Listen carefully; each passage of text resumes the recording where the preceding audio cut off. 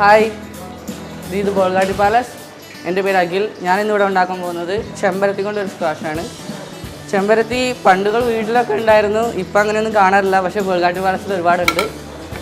ഇതിന് വേണ്ട ആവശ്യമായ സാധനങ്ങൾ: ചെമ്പരത്തി, ഷുഗർ, ഏലക്കായ, lime juice, then water. First കുറച്ച് വെള്ളത്തിൽ ചെമ്പരത്തി ഇതളുകൾ ഇട്ട് നന്നായി ബോയിൽ ചെയ്യണം.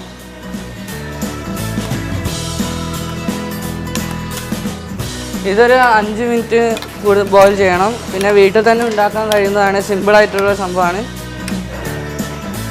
ബോയിൽ ചെയ്യുന്നത് വെച്ചാൽ അതിൻ്റെ കളർ ഇങ്ങനെ നന്നായി കിട്ടാൻ വേണ്ടിയിട്ടാണ്. നന്നായി ബോയിലായി വരുന്നുണ്ട്.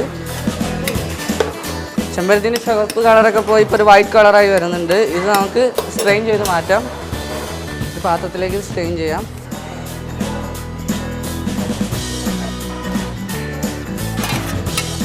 ഇതിലേക്ക് ഇത് വീണ്ടും ഒഴിച്ച് നന്നായി തിളപ്പിക്കണം.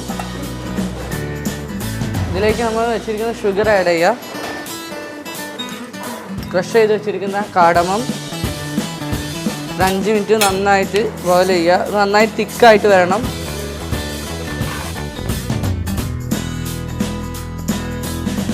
ഇത് നന്നായിട്ട് കുറുകി വന്നിട്ടുണ്ട്. അത് നമുക്കൊരു പാത്രത്തിലേക്ക് മാറ്റി തണുപ്പിക്കാൻ വയ്ക്കാം. നമ്മുടെ സ്ക്വാഷ് നന്നായി തണുത്ത് വന്നിട്ടുണ്ട്.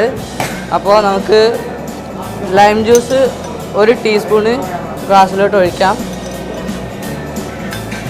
അതിലേക്ക് നമ്മുടെ സ്ക്വാഷ് ഒരു 3 സ്പൂണ്, പിന്നെ ആവശ്യമായ വെള്ളം. ഇത് വീട്ടിലുണ്ടാക്കാൻ പറ്റുന്ന തന്നെ കുട്ടികൾക്ക് നല്ല ഇഷ്ടമാവും. എളുപ്പമുള്ള സാധനമാണ്. ഐസ് ഇടണമെങ്കിൽ ഐസ് ഇടാം. പെട്ടെന്ന് ഉണ്ടാക്കാൻ പറ്റുന്ന സാധനമാണ്. ഒരു ചീത്തയാവില്ല, ഒരുപാട് ദിവസം യൂസ് ചെയ്യാം.